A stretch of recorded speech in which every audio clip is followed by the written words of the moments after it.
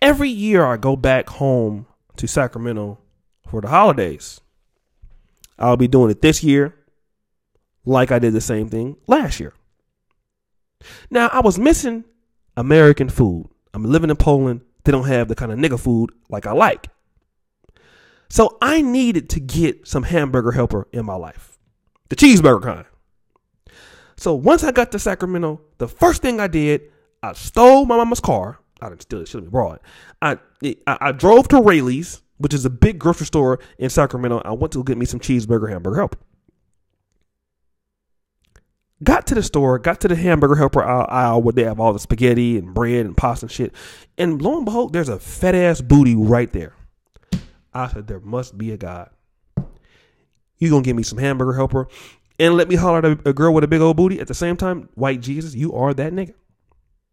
So I'm looking at the booty, and I'm not even thinking about this hamburger helper no more because I'm staring at her ass. She turns around faster than my eyes could get off her ass. You niggas have done that before. Okay? Comment in the chat below when the video's uploaded if you have ever been caught staring at somebody's booty because she turned around faster than your eyes to get off her ass. And then you got to play the role like you're looking at your watch or something like that. I know. I've been there, nigga. I know. She catches me staring at her booty. When she turns around, I realize, oh shit, I fucking know you. Her name is Cassandra. Now, Cassandra used to be a chick who used to beat up bitches. She was sexy, fat ass booty, twerking on Facebook, beat niggas up on Facebook, cussing niggas out on Facebook. I mean, she was crazy. But she was also a hoe. The furthest thing from what I'm about to tell you of what she's doing now. Just sit tight. I said, hello, Cassandra. You looking good. Good to see you.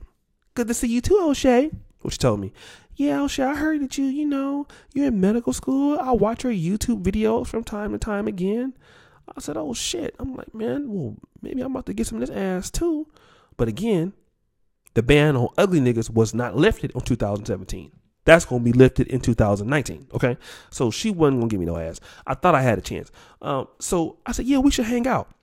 She said, yeah, you should come and visit me at my church. I'm like, what church is this? St. Torque Baptist Church? St. Hood, Mount Hood Rat Ministries? No, this is not the church. She's actually in church. Now, she had a big old booty, but she wasn't like dressed provocatively or nothing. You can see it, right? This motherfucker had changed her life. So she said. She said, yeah, add me on Facebook, on Instagram. I add her on Facebook, got her phone number, whatever like that. I started looking at some of her Facebook messages. And you guys know how it is, the Facebook timeline. Every day there's a scripture. John 3:16, for God said, for God did this. And God hates those who just, hella judgmental. Like, you women need to stop twerking on the video. You need to stop doing this and stop doing that. You should, just very authoritarian with her Facebook. Like she's looking down on the person that she used to be. Y'all need to stop selling drugs in these communities. All kind of crazy. She just really going hard for Jesus. I'm like, okay, that's interesting. So, I didn't send it to her. She left. I called my homeboy, Lil Charles. I said, hey, nigga, you will not believe who I just talked to today. He said, who's that? I said, Cassandra. He said, with the fat ass? I said, yeah. You mean the one that you like and will let you fuck? I said, yeah, that's her. He started laughing, right? No problem. I said, man, you'll never believe what she's doing, man. What? She invited me to church. He said, she go to church? I said, yeah. He said, nigga, don't believe that shit. She a hoe. Once a hoe, always a hoe. I said, yeah, you're probably right. I didn't go to church, but I kept following her Facebook, right? Just going in on the hoes, going in on women who are just provocative, just whatever. What does that got to do with the title of this video? Born Again Simp. Well, see, the opposite of a hoe is a simp. In the simp, his being born again is going through what is the red pill. See, for Cassandra to stop being a hoe, she needed to find Jesus to save her from herself. In the simp, the guy who was married before, the guy who was buying bitches, all type of shit, he has to basically become red pilled. That's his conversion. He ain't a simp no more. Or so he thinks. The born again simp, he goes around MGTOW, in the MGTOW communities. He goes around in the red pill, communities, some of them PUA communities. He talks a lot of shit about women. Many of those guys. How much they're more important than women are. And they don't need this and they don't need that. And women can't do this. And I only deal with women who are nines. I don't deal with women who are single mothers. And that sounds a lot like what Cassandra was saying. I don't do this, I don't do that. Well, come to find out, Cassandra ended up getting fucked by the pastor. Cassandra ended up was fucking a whole bunch of other niggas. And soon found herself back hoeing. But the born again simp, while he's going hard on people, criticizing other simps, laughing at other simps, I only deal with this. I won't take zero shit off women. I treat all women the same. He finds himself back simping. And see, this is the red pill. This is when the red pill doesn't take the red pill. See, the reality is that the born again simp goes back into simping every now and then. And while he's going around telling everybody that he don't simp, he falls back into simping. Because see, just like Christianity, sinning is something that happens. Simping is something that happens with men. See, you never not fall back into it.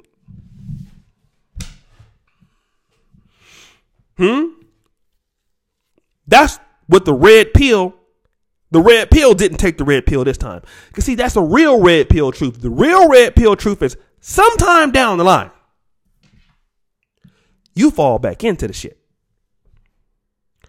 Whether you fall in love with somebody, whether you compromise every now and then, you fall back into it somehow or another. As long as you with women and you dealing with women, at some point you're going to fall back into simping.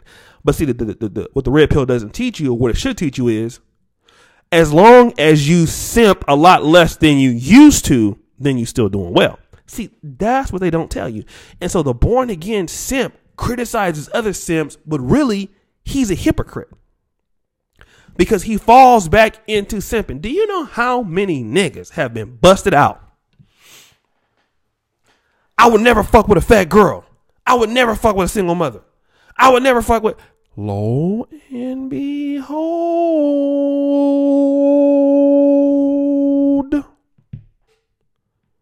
you find out that their bitch is fat. You find out that their chick is not as good looking as what they say she said she was. And he could be going around attacking other chicks for not being attractive, and the bitch he with ain't that good looking. But see, that's trying to live up to the red pill that you can't live up to. And 100%, I would say, or 99.99% of the guys who say they are been red pill can't live up to it. And so they don't give themselves no room for error.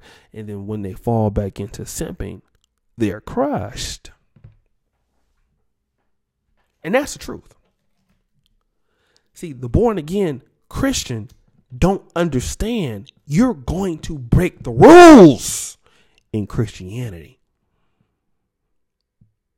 And you also going to break the rules in the red pill. But see, the thing about it is Christianity will at least forgive you for it. But when niggas fall into simping, nobody wants to forgive you. You might miss a bitch a little bit more. You might take a bitch back every now and then. You might do something like that. You might take back a woman that been mistreating you. But see, that's the thing. You have to get chances in the red pill. So be quick. Don't be so quick to judge other brothers about falling back into simping. Because when it comes out about you, in your born again simping, what will they say? Because see, a lot of brothers are out here preaching shit they not practicing. And it will come out, nigga. You think that nobody is watching, or don't nobody know you, or ain't nobody seen you. But when you start putting yourself out there like you can't live up to what you're talking about, then that is when you get fucked. That's why I'm clear with my shit. I let you niggas know every chance I get. Calypso, Oregon, I'm getting ready to preach Calypso. Oregon, I'm going to fall back into some tricking. That's why I made a video called I Walked in the Club and instantly started tricking. Not thought about it, instantly walked in that motherfucker. Couldn't get me past the guard. Nigga. Why? Because what? I give myself room for error. Tricking is fun. And simping is sometimes fun. See, I know I'm going to have room for error. I got tricking in my budget. Simping in my budget. You know what I mean?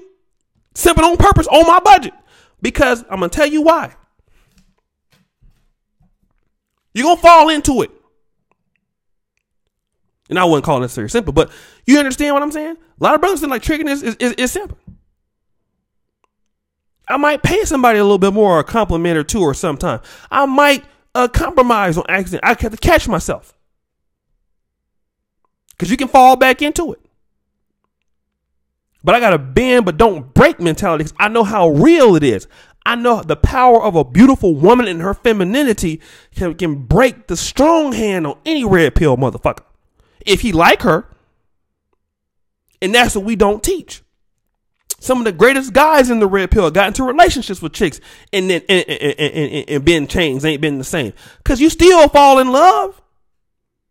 That's how we are wired as men. So we need to try to help each other through them tough times, not be just, oh, he's a simp. Man, understand that power of that beautiful woman, man, brother. I'm trying to tell you, a beautiful woman that is nice to you, man. Listen. You never stop learning. But don't you be the one to be out there criticizing people find out about you as if you perfect. Anyways, brothers, hope you find some joy in this. This is the Born Again Simp. Tonight we will be doing a new version of the Thirst Box. I really want to tell the brothers, thank you for joining us on Patreon. I really appreciate you as black men that watch this channel. We have grown by leaps and bounds this year. And I thank all of you brothers for what you have done for the Negromanosphere.com. We're going to take a whole new content strategy approach in 2019 with the site. We are ranked in the top 400,000 blogs. For those of you who are new, the Negromanosphere, www.negromanosphere.com is my blog that I'm the CEO of.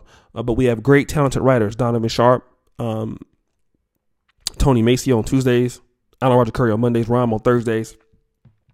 And I'm going to be joining the staff again, writing articles.